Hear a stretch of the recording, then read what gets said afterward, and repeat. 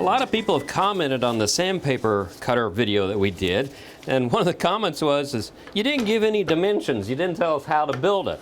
Well, the reason I didn't do that is because I never sat down and really measured this out until now. So I'm going to show you how to make the sandpaper cutter. The first thing you want to start off with is just a nice thin board that's about 1/8 of an inch thick. And this is actually wainscoting, something I had laying around the house, but you want a nice solid board, and this is 11 inches long by 7.5 inches deep. Now, the measurement is important because it's going to help us build this, but another measurement that is important is you have to consider that most sandpaper comes in 11 by 9-inch sheets, and so these dimensions work with that size paper. If you somehow get a different size paper than that, you're going to have to adjust all the measurements and dimensions on your sandpaper cutter. So we get this board. The first thing I want to do is I want to get a pencil, and I want to draw a line that is 1/2 inch from the edge. So just mark this like so. There's a half. And then come up here and make a half, and I broke my lead. That's why I have 700 pencils in here. Turn this around, and this is a reference line that I'm making because I want to make sure that the cutting part of the board is perfectly parallel.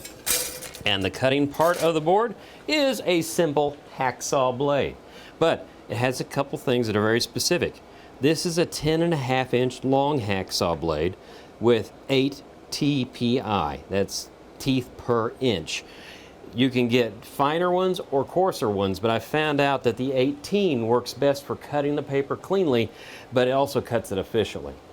So we're going to take the blade and lay it down right on that line I made. Okay, and I've centered it on the board. I will go back to a pencil that has a lead in it that works, and I'm going to mark over here that hole. So I know where that hole is. I'm going to go back to the other side and mark that hole there. Now I'm going to take this to the drill press and drill out a hole that's the diameter of that hole.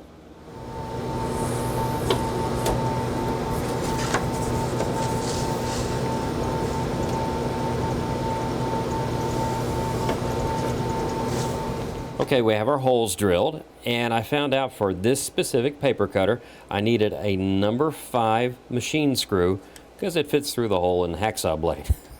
In addition to that, I have a little tiny lock washer, and the neat thing about the lock washers is they hold things down tight and they won't come loose, and that's where the bolt or nut goes right on top of that. Now here's the very specific thing that you need to know. This is a quarter washer. It's called a quarter washer. It's a little more than a 1/2 inch wide, but the important thing is it's 1/16 of an inch deep or thick. If you get any thinner, a smaller washer will be thinner, a bigger washer will be thicker. It affects the cut when you pull, because if it's really thin, you can only get 1 sheet of paper under there. You want to do 2 or 3 at a time, but if it's any thicker, you're going to have so much of a gap in there it won't rip and cut cleanly. So that's the one specific thing. And don't worry about remembering any of this stuff, because the video description will have all these details written down, so you don't have to write down what I'm saying right now. So you put the screw through, the machine bolt through, and then you take the washer, and then you put the blade on top, and then you put, you put the lock washer, and you put the nut. Now, one important thing about the blade is the orientation.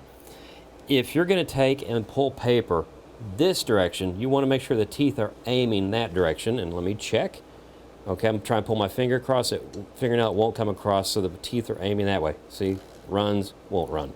So we'll come in, put this second one in here, bring it on, gotta remember that part right there, that's kind of important. There we go. Put the lock washer on here and the nut, and what I'm gonna do is tighten this down, and when I tighten it down, I'm gonna make sure that the blade is perfectly parallel to that line I drew, and once that's done, we'll actually draw a few more lines. Okay, that should do it. I've made 3 marks here. One at 2 3/4 inches, one at 4 1/2, and one at 5 1/2. These are all important, and like I said, they'll all be written down so you don't have to worry about them. Now I'm going to find my ruler here, my straight edge, line this up, and I'm going to be bold and brave with this and get a Sharpie, if I can open it. I'm going to draw across here, like so. Here's the 4.5-inch mark. And these marks all are based off of dividing that sheet of paper perfectly in half each time you tear it and cut it. But these are not in the order that you're going to use them. The first cut, the very first lineup that you're going to make is going to be this one. This is going to be your number 1 mark. This is going to be your number 3 mark. And this is going to be your number 2 mark. And I'll show you how that works. And I hope you appreciate me doing this because this involves math and I'm just not that good at it. You take your paper, and it's always best if you put it face down because if you have the grid up, it'll wear out your hacksaw blades just quicker. So I'm going to line this up on the 1, correct? Okay. Now, put my fingers on the blade, press it down and pinch and tear.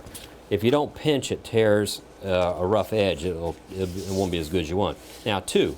Here's the important part. I'm going to take this. Nope. I'm going to take this like this. I'm glad I remember how to do this.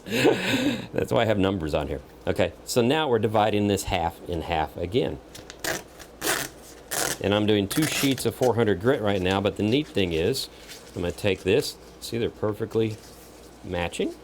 It doesn't have to be perfect either. Who cares if your sheets of paper look exactly right? You're just going to be using them for sanding. Put it on number 3 right here. And then I'm going to push down again. You can see how easily that cut 4 sheets of paper. Now this involved a lot of math, but now you know how to make the sandpaper cutter. All the measurements, every single thing written down in detail. So do me a favor and don't bug me anymore.